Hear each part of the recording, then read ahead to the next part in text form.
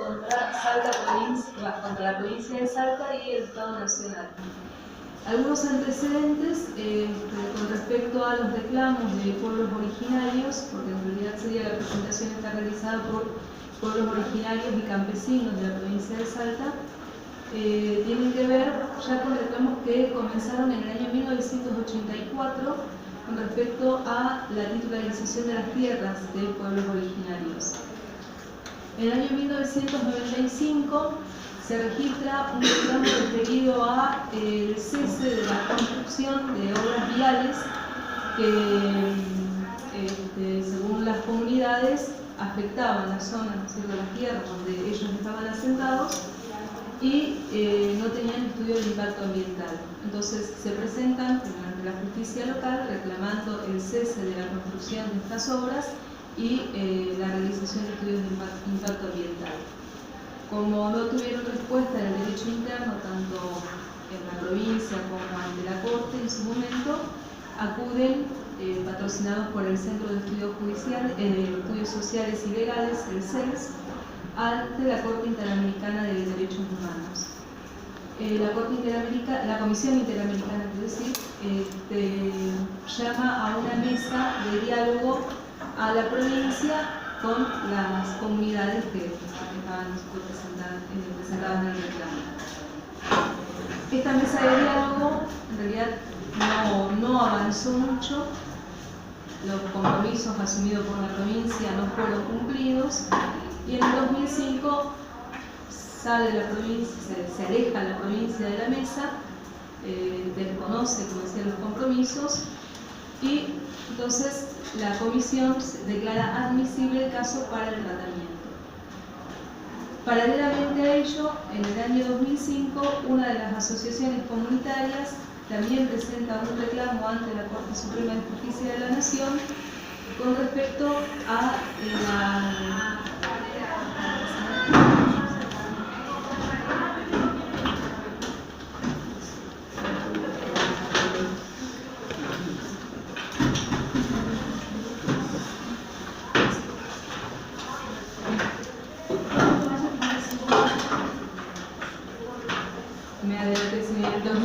en el año 1993, también una comunidad de pueblos originarios había presentado un reclamo por desmontes. Y la Corte Suprema de Justicia, la Corte de Salta, no había dado lugar al reclamo, que después también es rechazado por la Corte Suprema de Justicia de la Nación. Estos son antecedentes un poquito más remotos, ¿no es cierto?, a cuando se inicia la acción, que es en el año 2008. El antecedente más cercano data del año 2007, en el que se sanciona la Ley 26.331 de presupuestos mínimos de protección ambiental de bosques nativos, que establecía que las provincias también tenían que hacer un ordenamiento del bosque, de territorios de bosques nativos. ¿Y qué pasó? Si en el proceso entre que se sanciona la ley, algunas provincias emitieron una cantidad de autorizaciones de Fonte y Tala que superaron a las que habían emitido años anteriores. Y entre esas, por ejemplo, fue la provincia de Salta, que dicen que de más o menos el 54% de las órdenes de las autorizaciones de desmontes que se habían emitido desde el año 2004 hasta noviembre de 2007 fueron emitidas desde septiembre a noviembre de 2007, en los últimos 2 meses o 3 meses previo a la sanción de la ley. Sí. En el año 2007 asume el gobernador Urtubey en la provincia de Salta. Esto se aclara porque anteriormente, fue un gobierno que estuvo aproximadamente 20 años, el doctor Romero como gobernador, y se crea el Ministerio de Ambiente. El Ministerio de Ambiente aparte tiene 3 secretarías y una de ellas es la que está abocada al ordenamiento del bosque nativo, que es la Secretaría de Política Ambiental. En mayo de ese mismo año es desafectada, separada del cargo, la Secretaria de Ambiente de la provincia porque había paralizado la autorización de 3 órdenes de desmonte basada en la aplicación del principio precautorio.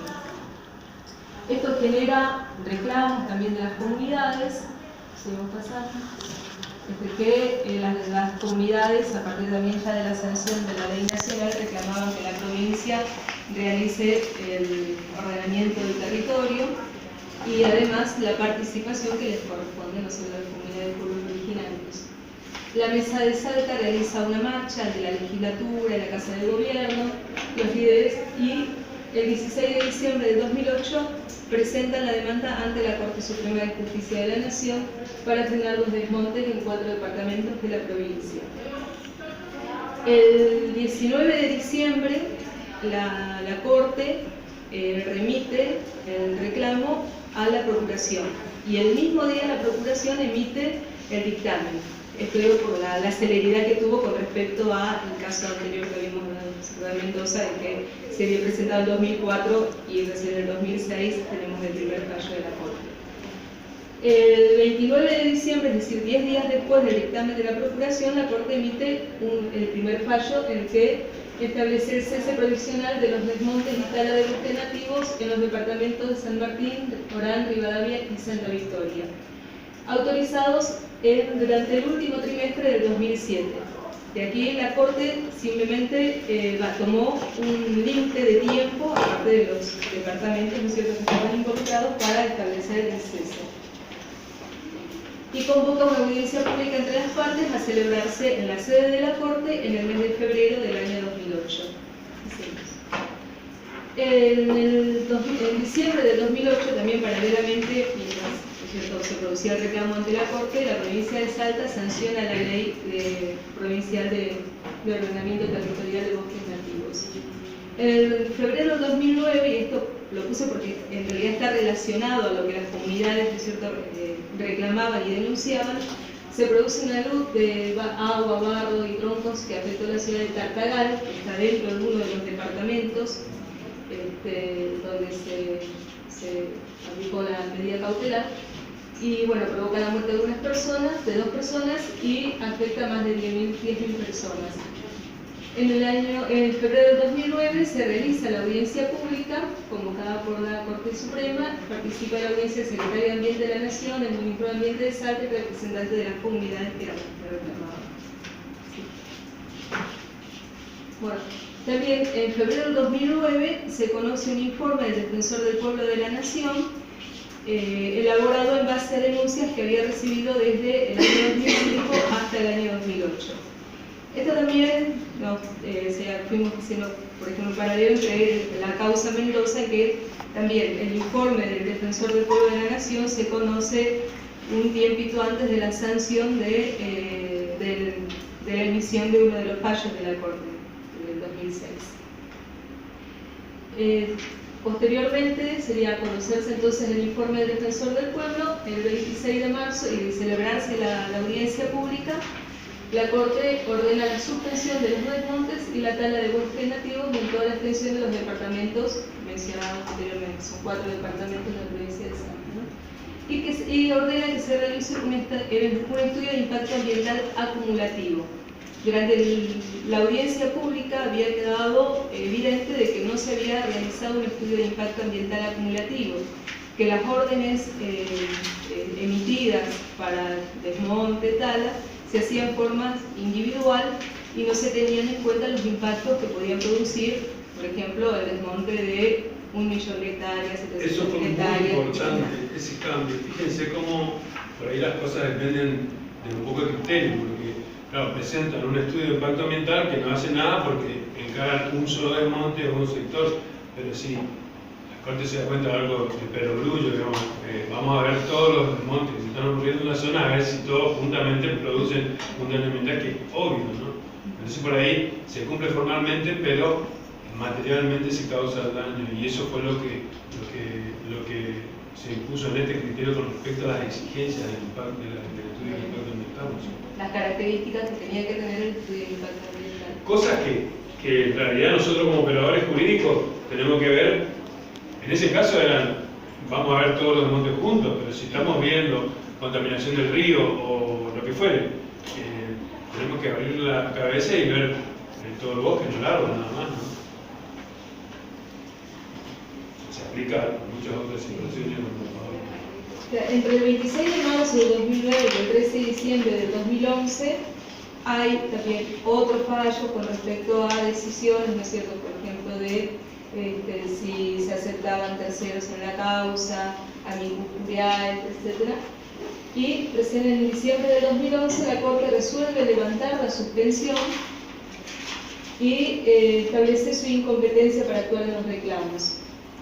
Esto dejamos aquí es simplemente una exposición resumida, después vamos a ampliar, en la que, por ejemplo, la Corte Suprema adoptó la medida de suspender en marzo de 2009 los desmontes y sería dejando para decidir después la cuestión de competencia.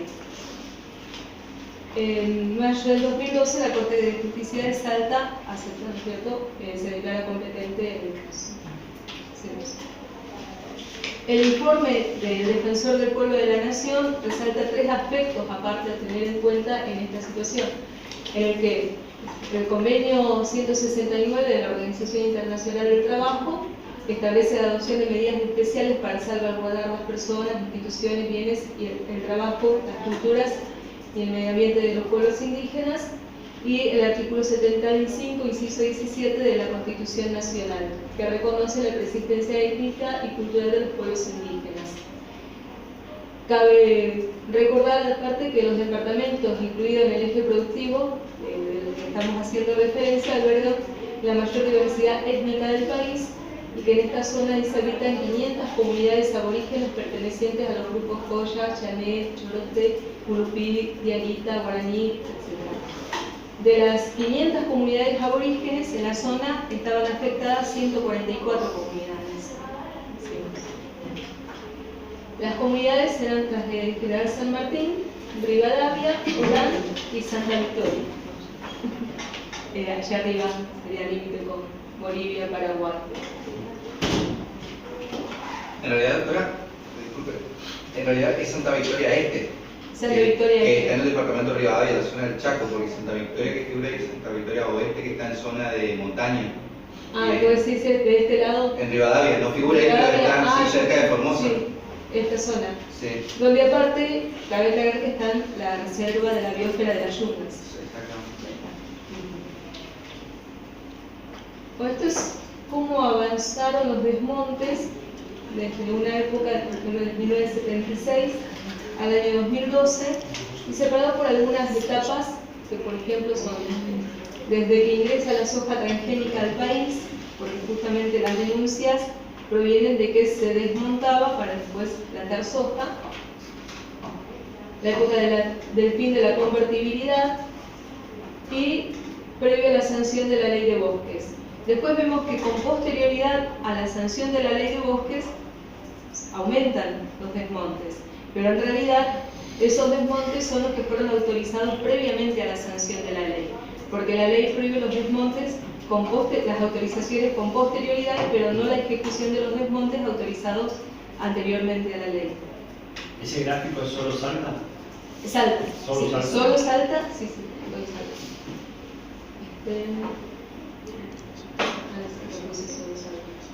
Gracias. ¿No pedía la adecuación? Pedí la anterior. ¿Cómo? En una parte decía que después de la ley de bosques se pedía la adecuación de esos permisos emitidos a la nueva ley de conservación según zonas de amarilla, verde, roja. Los que se habían emitido con anterioridad Sí. a la ley. Bueno, pues ahí también hubo una demanda en la que, por ejemplo, se pedía que cesen esas autorizaciones, pero no dieron lugar. ¿Vos te referís al fallo final, al del 2011? No, cuando arrancan, primero suspenden todos los desmontes y Sí. después en otro de los fallos dicen que una vez que se apruebe la ley de ordenamiento territorial, los Deberían tenerse. desmontes que se habían autorizado tenían que adecuarse a la nueva ley. Claro, lo que se hace referencia es que y eso es el fallo del 27 del 10 del 2009. Dice que hace una distinción entre la explotación forestal y los desmontes y las talas indiscriminadas, que va a tener que ser, que las medidas que ordenó la Corte de suspensión no son para todo tipo de actividad industrial, sino para los desmontes y talas indiscriminadas, y que los permisos que otorgó la autoridad provincial deben adecuarse a la zonificación de los lugares y a la extensión permitida en cada caso. Eso es lo que dice. Después fue cuestionada la ley provincial justamente al ordenamiento que realizó de los bosques y la categorización, la ley de la provincia de Salta. Por eso después presentaron un recurso de inconstitucionalidad de la ley, eso es otro. Sí. Otro. Que justamente es, decimos, la ley de bosque no tuvo un impacto significativo para una disminución de la tasa de desmonte en la provincia de Salta en los años inmediatamente posteriores, producto a que la cantidad de superficie autorizada a desmontar durante el periodo previo a la sanción de la ley. La ley prohibía el otorgamiento de nuevas autorizaciones de desmonte, pero no la ejecución de los permisos aprobados previo a la sanción de la ley. Estamos hablando aquí de la ley nacional. En el caso de Salta, estos permisos abarcaron 807.000 hectáreas entre el periodo comprendido de septiembre de 2004 y 2007, de los cuales el 54% fue aprobado en el año 2007. Y aquí también una demostración gráfica de cómo fueron variando los desmontes por año. Y vemos que en el 2007 se habían elevado, bajando en 2009-2010. Con Pablo hacíamos un análisis con respecto a situaciones económicas, reclamos, etcétera, en esos años, y que después nuevamente aumentan. De los informes que tenemos con posterioridad al 2012, lamentablemente dice que los desmontes continuaron. Empezamos con la causa.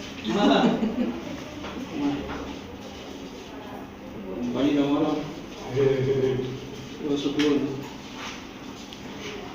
Bueno, como para que más o menos refrescarlo lo que venía diciendo Alejandra, son 6 los fallos del caso Sala. El primero, el 19 del 12, 29 del 12 del 2008, ahí más cerquita, 26 del 3 del 2009, 27 del 10 del 2009, 14 del 9 del 2010 y el último, el 13 del 12 del 2012, todos fallos de la Corte. Más o menos sintetizando, el primer fallo lo único que hace es correr vista a la Procuración General de la Corte. Correr vista porque se pide por el procedimiento de la acción.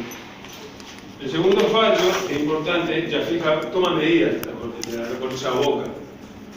Toma medidas, o sea, en realidad se aboca al entendimiento de la causa, a pesar de que dice que no se va a pronunciar sobre su competencia al respecto, que es el punto central de ese fallo. Dice, yo no me voy a pronunciar sobre la competencia del tribunal para el elemento, que había sido el tema central del dictamen de la Procuradora General, de la doctora Monti. Y además, ya toma medidas, fija una audiencia de participación de los sectores involucrados, una audiencia pública, y ordena medidas o diligencias preliminares para tomar conocimiento de información que requiere para todas medidas procesales propias de los procesos ambientales. Después tenemos el fallo del 26 del 3, el 26 del 3 que rechaza un pedido se había planteado un pedido de cesación de la cautelar, lo rechaza. Amplía las diligencias preliminares, pide más información, suspende la autorización de la tala,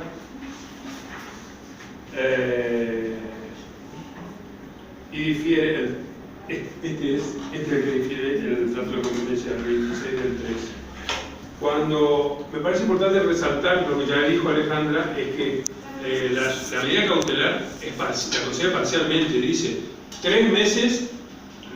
La concede por las autorizaciones dadas 3 meses antes de era por el receso judicial en diciembre, y entonces para prever el receso judicial que no talen en la época de receso, entonces prorroga 3 meses hasta que... O sea, que fue parcial la medida, no es que fue una medida cautelar, así en general, y suspendía todo, ¿no es cierto? Pienses, eso será una cuestión de análisis, el impacto económico en la provincia, las consecuencias que podría haber tenido suspender, hacer lugar a la medida cautelar. No sé qué evaluó la Corte para poder acotarlo de esta forma. Bueno, el fallo del 27 de 10 de 2009 rechaza un pedido de sanciones. El actor había pedido sanciones por falta de cumplimiento de la cautelar. Según el actor entendía, no se estaba cumpliendo con la cautelar y ahí la Corte dice no. La cautelar fue para la tala indiscriminada, no para cualquier actividad. No para cualquier actividad. Mencionaba una ley en la que dice que la parte económica no tenía que suspender o dejar sin efecto el prever sobre el... Bueno, eso es central, porque habíamos dicho que al comienzo que los derechos a un ambiente sano tienen las tres facetas, ¿no es cierto? La sustentabilidad económica, social, ecológica y económica. En algún punto lo que quiere decir está bien, nosotros tenemos que pensar en las generaciones futuras, pero tenemos necesidades actuales. No vamos a llegar a las futuras, entonces si no satisfacemos mínimamente las necesidades presentes sin tratar de contaminar. Entonces hay un criterio de valoración y de razonabilidad en la medida. En algún punto lo que dice las generaciones futuras también tienen que contribuir para que puedan llegar a existir, digamos, un poco eso. Pero eso lo dice la Corte ahí, y está bueno que lo diga porque es un argumento como para tener presente que tenemos que tener una racionalidad. No es que nos importa nada más que... El principio precautorio exige un juicio de ponderación y armonizar el derecho, ¿no es cierto?, al desarrollo y el derecho a la... Sí, sobre todo el desarrollo, porque por ahí poner ahí, yo no sé, será cuestión de hecho, demostrar cuántas familias o cuántas realmente, o si son unos grupos económicos, no es lo mismo con los grupos económicos, dejen de ganar que miles de familias dejen de comer. Esas son cuestiones de hecho que van a tener que apreciarse, ¿no es cierto? Pero bueno, no, yo quería más que nada hacer una visión rápida acá porque quiero entrar en un tema que me parece importante. Entonces, este fallo del 14 del 9 está bueno. Este es el que ahora lo puedo decir. No es el del 27 del 10 de 2019, el 14 del 9 de 2010, un año después de este fallo y habla de la relación entre los criollos y las comunidades aborígenes, que está bueno también esa parte del fallo. Ahí lo pueden ver. Y después el fallo definitivo, o sea, no es el definitivo, pero el último, donde la Corte se desprende de su competencia y dice, bueno, siga la provincia, entendiendo sobre esto, porque es una cuestión netamente local, que es el último fallo donde levanta la cautelar, cesa la intervención de la Secretaría Nacional la Secretaría del Ambiente y Desarrollo de la Nación y remite la causa a la provincia. Pero ¿qué quiero decir? Cuando corre vista a la procuradora en el primer fallo, la procuradora ¿qué hace? Hace lo que dicen los libros, dice lo que dice la ley. Yo primero, antes de saber si es competente usted, tengo que ver si cumple con los requisitos. Dice que está bien.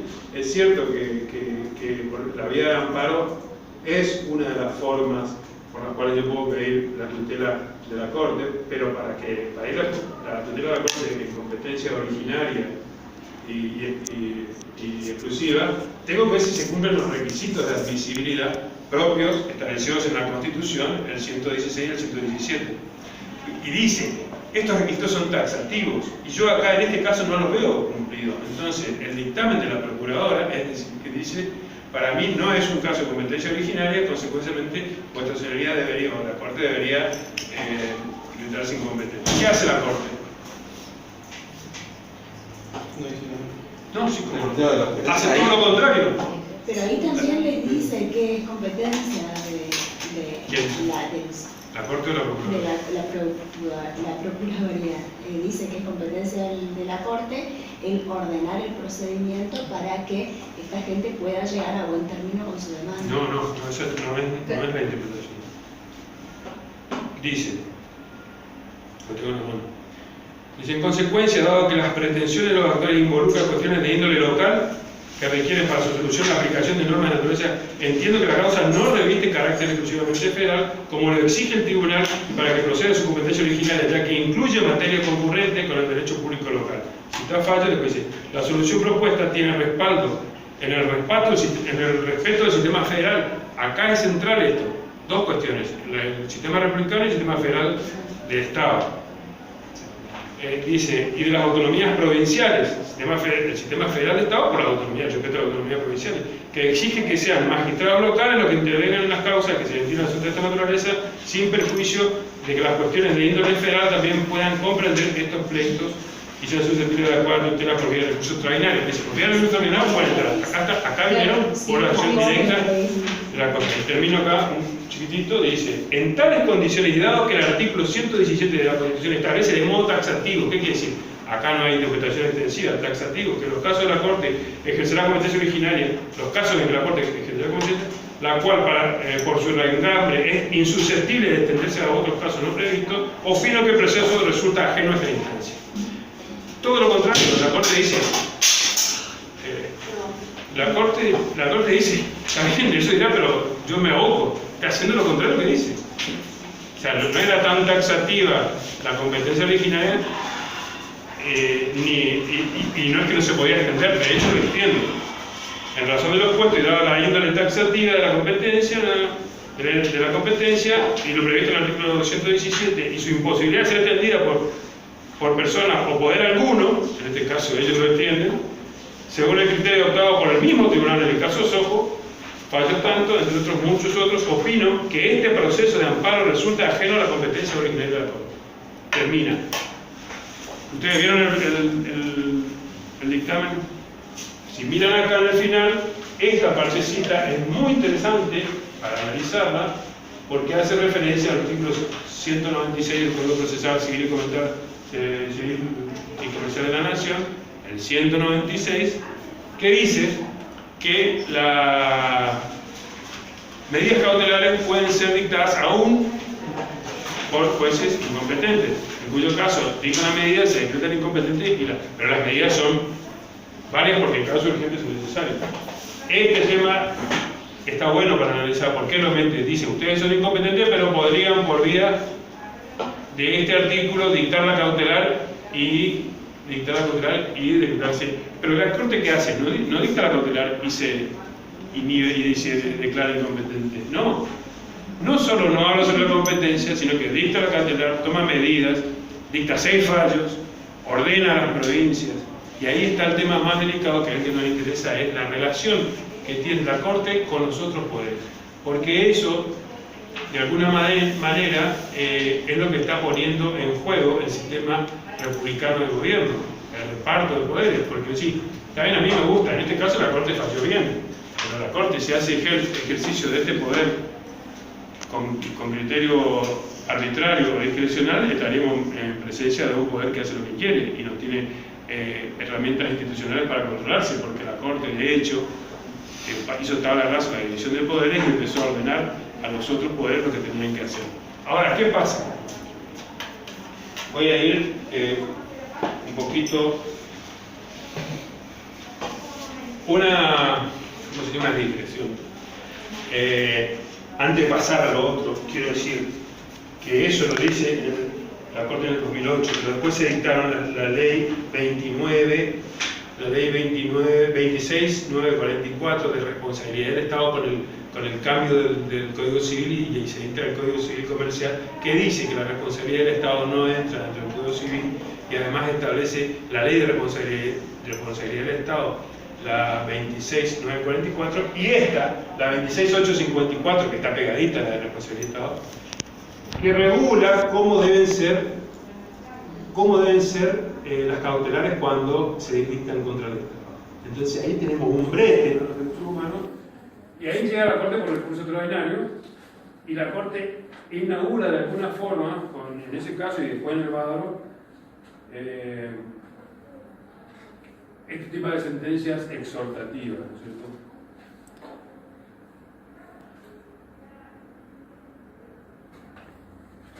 Lo que dijo Enverville. Cuando pasa a lavado, un caso lavado contra la provincia de Mendoza, lavado del apellido del actor, de uno de los actores, porque ahí la acción fue iniciada por un conjunto de presos que pedían mejores medidas carcelarias, qué sé yo. Y ahí está bueno este fallo porque ahí no van por recursos ordinarios, sino que van por una presentación directa a la Corte pidiendo una medida meramente declarativa, una medida bastante rara que a todos nos cuesta muchas veces presentarla. Ellos la presentaron ante la Corte le niega, llegan a la Corte Interamericana. La Corte Interamericana les hace lugar, entonces, no me acuerdo si la Corte o la Comisión, pero ahí el Estado Nacional empieza a negociar y consensuadamente llegan a una solución. Pero la diferencia está en que acá la Corte hace eco de lo que dice el organismo internacional.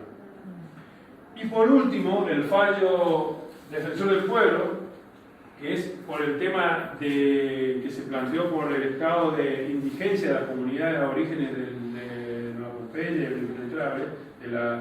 de los departamentos Güemes y San Martín, creo que era. Ahí lo que está bueno y la innovación de ese fallo es que la Corte ya no dice yo voy a hace lo mismo que acá en Salas, o sea, no eran competencias, porque acuérdense lo que vimos con Temo Mendoza, para que la competencia originaria sea procedente necesitamos dos requisitos: por razón de persona, donde haya varias personas, varias provincias demandadas entre sí, o ciudadanos de una provincia demanden a otra. Tiene que recurrir este requisito de competencia por razón de persona, y además no tiene que ser cuestiones locales, tiene que ser cuestiones federales, eso por la tiene materia. En todos estos casos no hay competencia federal, la Corte interviene. En el de defensor del pueblo ni siquiera dice que puede haber responsabilidad del Estado, no lo funda, no lo dice, sino que directamente toma intervención y obliga a la provincia o exhorta a la provincia y a la nación para que empiecen a asegurar mínimamente el suministro de agua y todo esto a esta... No como que incrementa los estándares de fundabilidad y de situación que el juez tiene que tener presente a la hora de dictar, porque para el Estado Nacional. Sí.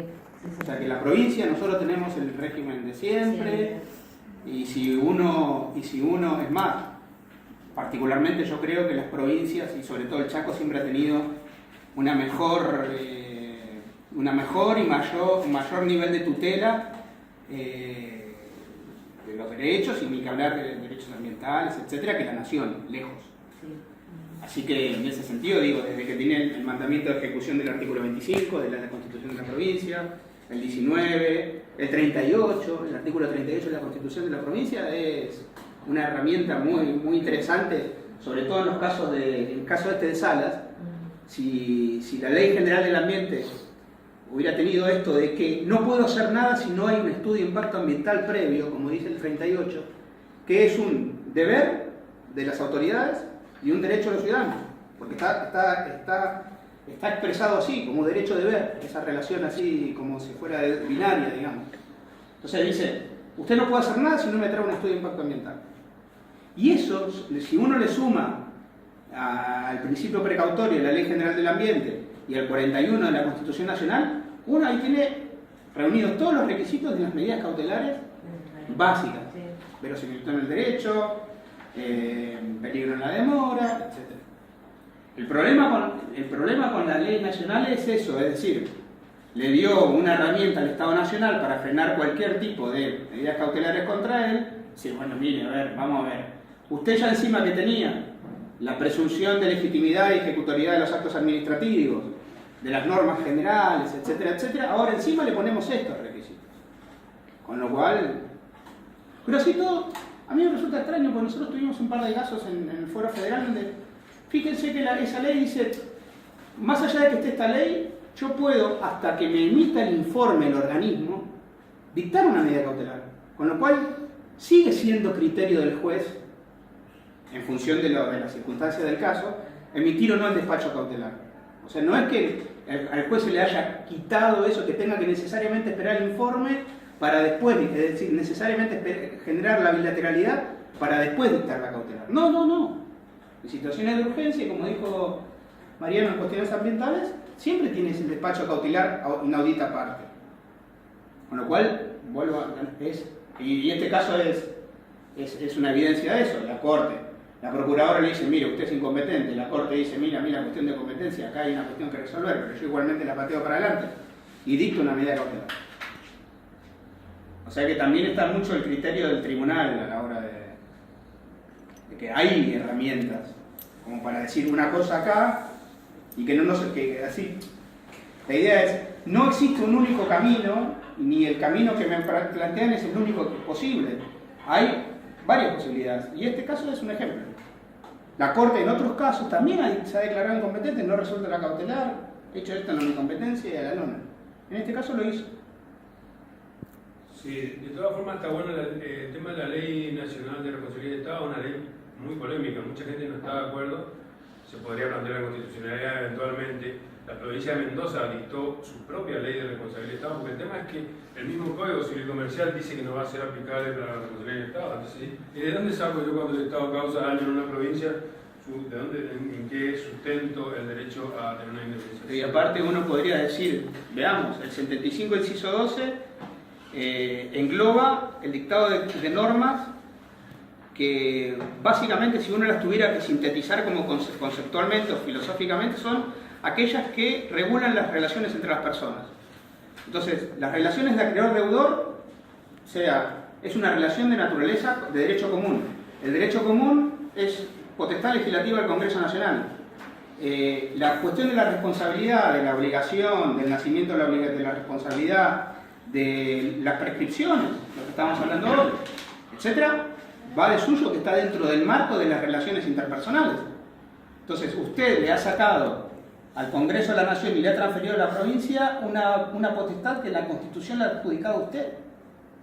Entonces, quizás ahí hay un problema como planteo para la inconstitucionalidad, de la inexistencia. Nosotros no tenemos régimen de responsabilidad acá.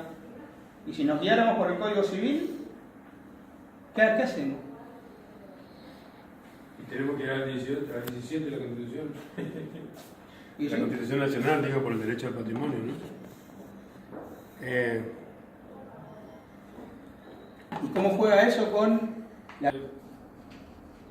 Una sola mención nomás antes de seguir con el tema procesal específicamente, el tema de la ley de bosques nativos, la 26331 del 2007. Está bueno tener en cuenta que es más o menos una ley de presupuesto mínimo, ¿no es cierto? Una ley dictada dentro de las competencias previstas por el 41 de la Constitución Nacional. ¿Qué quiere decir? Que siendo de presupuestos mínimos es obligatoria en toda la nación, porque establece las bases, podría llegar a ser reglamentada, pero no puede dejarse ir o normarse derechos en contra de la protección establecida por la ley de principio.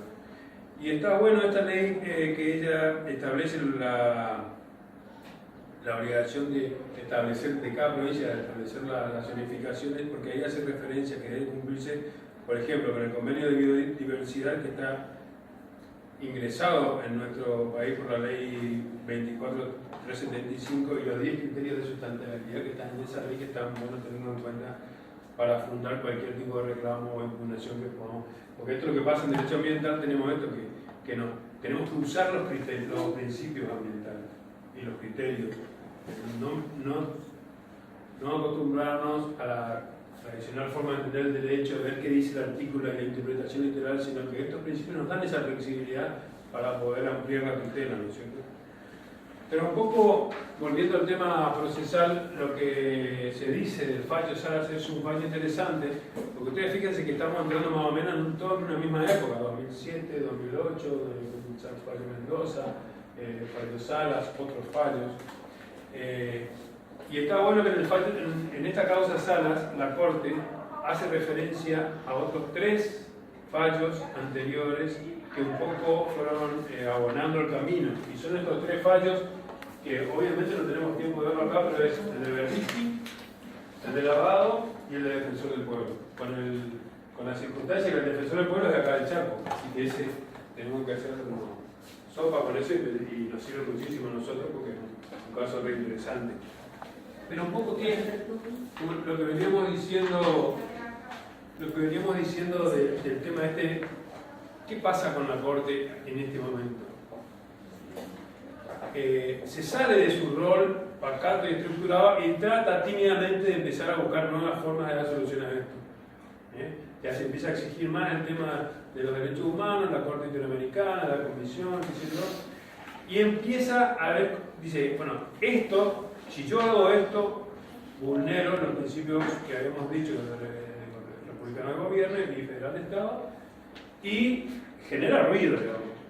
¿Cómo soluciona esto? A través de lo que se llaman las sentencias exhortativas, donde la Corte exhorta a los otros poderes para que realice ciertos actos y trata de justificarlo. La justificación siempre son un día sí, otro no. Por ahí dice, bueno, cuando encontramos en salas, la procuradora dice, esto no es competencia de ustedes no pueden intervenir. ¿Por qué intervienen? ¿Cómo justifica eso la Corte? Y la Corte dice, bueno,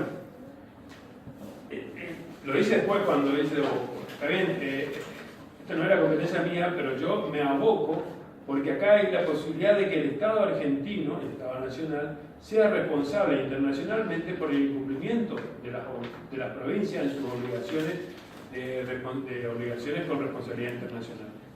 Entonces dice, como este tema es de tal gravedad que afectaría a la nación, yo me aboco, tomo medidas, empiezo a actuar sin perjuicio de la competencia, que después veré si lo hago o no, pero como el daño es tan grave y tengo en juego la responsabilidad del Estado, empiezo a actuar. Y esto después lo deja de lado, o por lo menos lo atenúa mucho en otros fallos como el de Fontevecchia y otros posteriores, donde la Corte dice, bueno, está bien, a mí la Corte Interamericana no me valía decir lo que tengo que hacer porque el intérprete último de la Constitución argentina es la Corte Argentina.